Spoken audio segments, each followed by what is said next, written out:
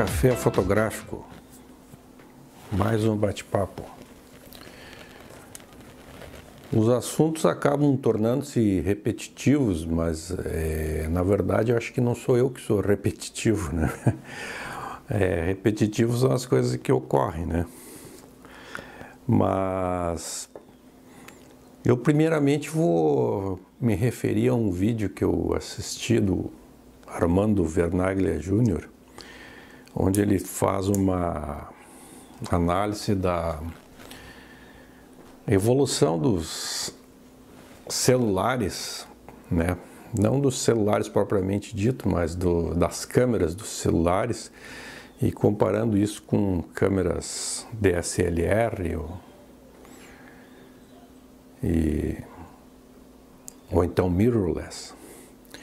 Então ele disse que realmente os celulares acabaram, pela praticidade, pela portabilidade, tomando uma boa fatia daquelas câmeras compactas, né? Mesmo assim, isso ele não falou, sou eu que estou falando, mesmo assim uma câmera compacta ainda em termos de qualidade fotográfica é melhor que o celular, né? Só que, claro, o celular é mais prático de se levar, apesar da câmera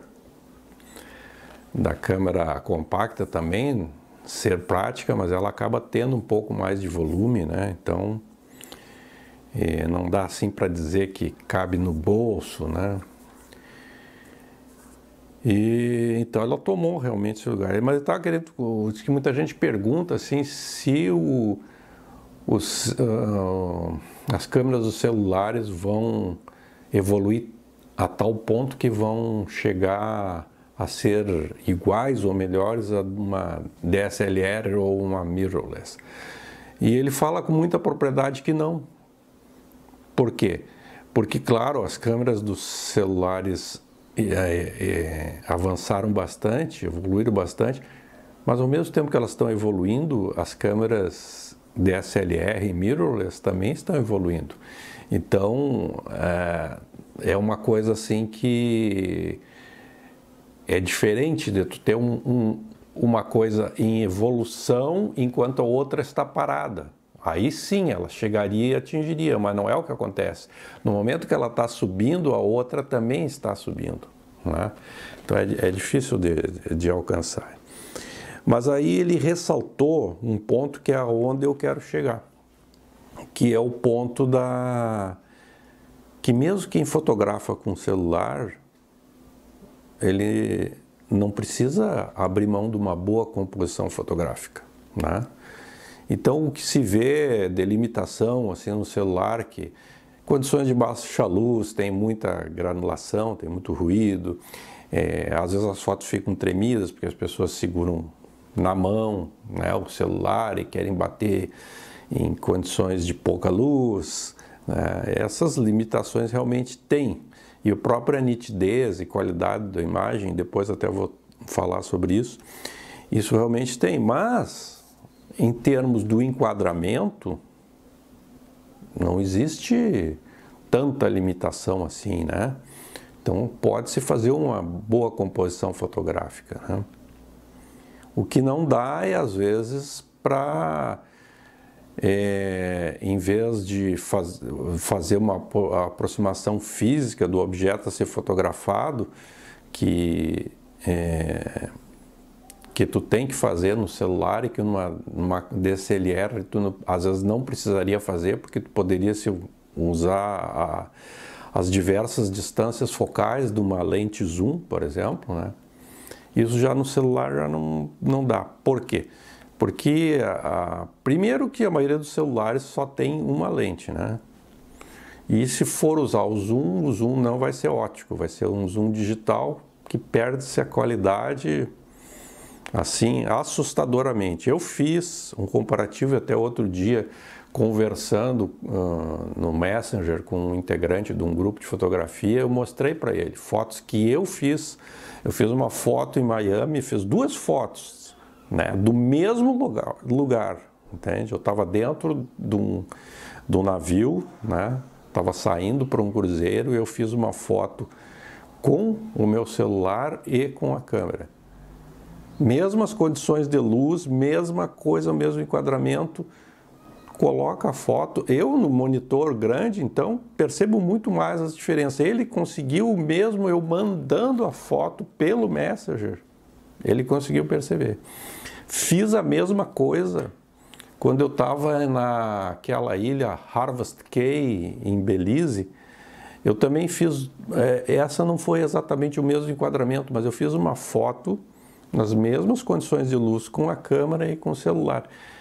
Não adianta, a foto do celular, mesmo que se não se use o zoom, e eu não usei, tudo que é coisa, que é detalhezinho, vegetação e coisa e tal, fica tipo uma massinha de modelar, não tem definição, não tem nitidez, né? E se for usar o zoom do celular, bom, aí Deus nos acuda, né? E atualmente, cientes desse problema, os fabricantes de celulares estão até lançando celulares com 2 ou 3 lentes.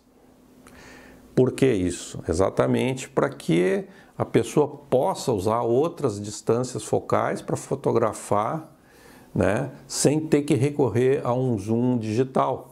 Então tem uma lente que é mais aberta, que é uma grande angular, depois às vezes tem outra que é de comprimento médio e tem uma que é um pouquinho mais teleobjetiva, né? Mas mesmo assim, né, vão ter que botar uma dúzia de lentes no celular, né, para chegar ao que tem. Por exemplo, uma câmera, uma lente 18-135, que eu ainda considero curta, né, porque eu uso para fotografar pássaros e coisa e tal, eu tenho 150-600, tenho 100-400, né, ou então essas All-in-One que eu uso nas viagens, tem uma 18-300, né? A Tamron lançou uma 18-400, essa eu não tenho, essa lente, mas é bem versátil, né? Então imagina, numa 18-135 você pode fotografar em 18, 20, 24, tanto faz, vai até 135, quer fotografar em 134, em 133, 132, pode fotografar, quer fotografar em 90, 91, pode, qualquer distância focal.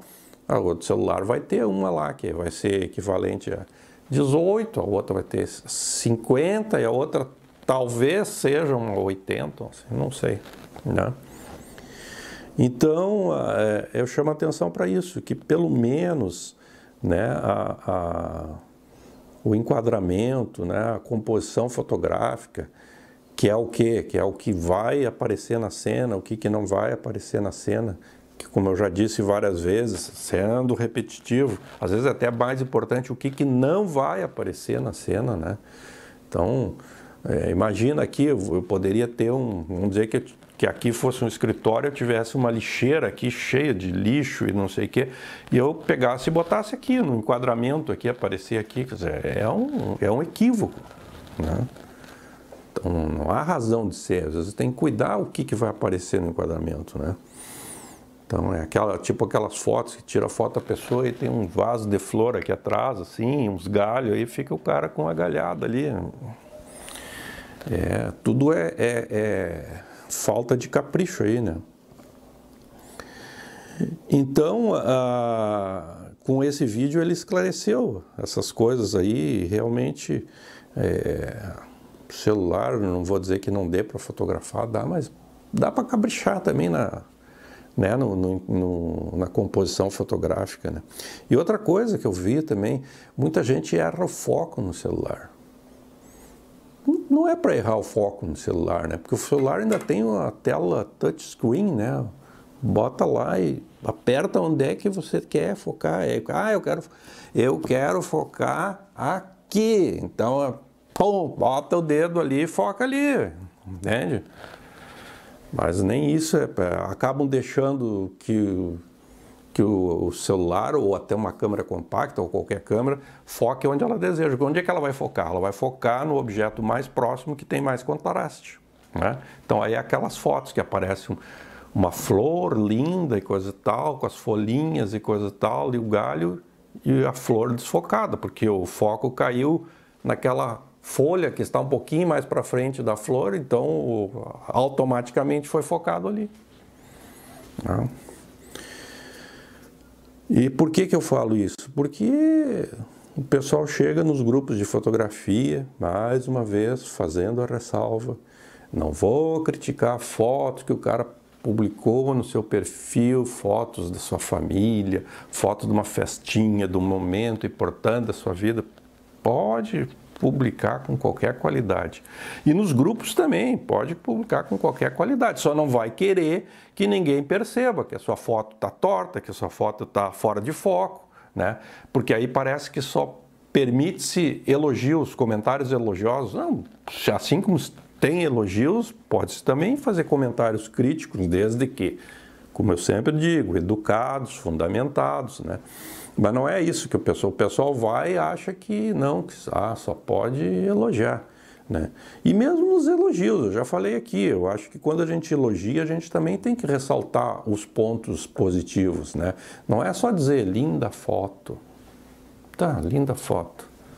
Eu procuro dizer, não, ó, muito boa foto, composição fotográfica boa, boa nitidez, tal coisa ficou num alinhamento perfeito, essa diagonal chamou atenção, né? Tem que dizer alguma coisa. Senão é melhor ficar quieto, né? Não fala nada, então, né? E isso que eu digo é assim, porque as pessoas entram no grupo de fotografia, por quê? Porque provavelmente se interessam por fotografia, né? E é natural que a gente não conheça todos os assuntos. Por exemplo, tem áreas que a gente não tem interesse, eu mesmo, tem áreas que eu não conheço e não tenho interesse em conhecer, né? Não faz parte do meu repertório e nem quero que faça parte, não tenho interesse no assunto, é importante para outra pessoa, é importante para a vida de outra pessoa, para uma profissão, mas eu não tenho interesse naquela área, eu não escolhi aquela área, né? E tem as áreas em que a gente tem interesse, mas não tem conhecimento ainda, né? Então, a gente às vezes planeja, um dia eu quero aprender tal coisa, né? Um dia eu quero aprender a tocar piano. Não aprendeu ainda, mas quem sabe um dia gosto de música, eu vou tentar aprender, né? Não é o meu caso, porque eu tentei e já vi que não tem condições, né? Então, pelo menos a gente tem que reconhecer. Esse é um comparativo que eu faço. Eu gosto muito de música. Ouço música, gosto muito, aprecio muito, gosto de ir em apresentações, em shows, assisto na televisão, baixo músicas para ouvir no carro, mas eu não tenho, eu não sei executar, não sei tocar instrumento, não sei cantar, né? Então eu fico na minha, aprecio, mas fico na minha. Agora, se eu vou lá entrar no coral lá e cantar e coisa e tal, e começar a desafinar, eu não vou poder ficar bravo se alguém chegar e disser para mim, João, tá desafinando aí, dá um jeito aí, não é assim, não é assado, né? Então, ou então não se mete, então fica, bate palma para quem sabe, né? E isso não é desincentivar, é como tudo. Eu já dei o exemplo dos esportes, do vôlei, do basquete, que eu aprendi na juventude. Como é que eu aprendi? Né? Alguém me ensinou, alguém disse na teoria como é que era tal coisa. Primeiro tu aprende as regras, né? Eu não gosto de regra, então não vai jogar nada. Nem canastra não pode jogar, né? Porque se você for jogar canastra, por exemplo, for jogar com 3 pessoas, tem 3 regras diferentes. Por isso que até já não jogo. Vai jogar com 4, tem 4 regras diferentes. Vai jogar com 6, tem 6 regras diferentes. Porque um joga com morto, outro sem morto, outro só baixa com 90 pontos, outro não sei o quê. Então tem que estabelecer uma regra, né? Então no esporte é assim, tem uma regra, né? No futebol não vale gol com a mão, né? Então não adianta dizer, eu não gosto de regra. Bom, então não faça isso aí, então não, né? É difícil viver sem nenhuma regra, né? A gente quer ter liberdades, mas a nossa liberdade vai até onde começa a do outro, né? É o que acontece nos grupos de fotografia. Só pode publicar uma foto por dia. Vem um cara lá, publica 2, no outro dia ele publica 5, publica... mas eu não gosto de regra, vamos deixar livre. Vai vir a esculhambação. Eu mesmo sou um que tem um vasto portfólio, poderia estar publicando Se eu publicasse 100 fotos por dia num grupo, eu ia não sei quantos anos eu ia levar ainda publicando, né? Então, eu acho que tem que ter um espaço limitado para cada um, para dar chance para os outros. Por isso que eu digo, todas as fotos são bem-vindas, mesmo as fotos que não são boas. Por quê? Porque a gente está em níveis diferentes de aprendizado. Então, uma pessoa às vezes começou a se interessar por fotografia agora, então é natural que ela não saiba. Eu mesmo aqui, eu estou aqui agora em função de ficar mais em casa, né? Porque a minha área de fotografia geralmente é viagens, aves em voo, natureza, paisagem, essas coisas assim, né? Fotografo muito pouco, pessoas, e agora eu estou tentando fotografar, já fiz alguns ensaios aqui, né? Estou aprendendo também macrofotografia, fotografia de produto, de estilo, fotografar objeto, uma garrafa, fotografar coisas assim. Então, para isso tem que aprender outras coisas, tipo iluminação, né? A iluminação também é importante em fotos externas, né? Porque a gente quando chega numa cena, tu tem que ver da onde que vem a luz, como é que é o melhor ângulo para fotografar, para ver como é que fica o fundo, como é que fica o objeto principal. Mas tem a parte da iluminação artificial, né?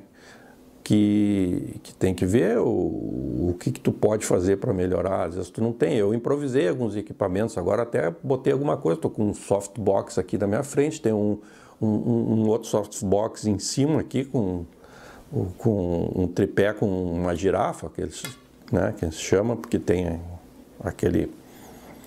aquela haste assim que possibilita que venha a iluminação de cima. São coisas novas para mim, eu estou aprendendo, estou vendo fotografia com flash, com rádio trigger, né, que é os disparadores de rádio para tu disparar um flash à distância e coisas. São coisas que eu já tinha noção, mas agora estou mais em casa, estou estudando mais esse assunto, né? Então, esses são os assuntos que a gente tem interesse e começa a buscar conhecimentos, né?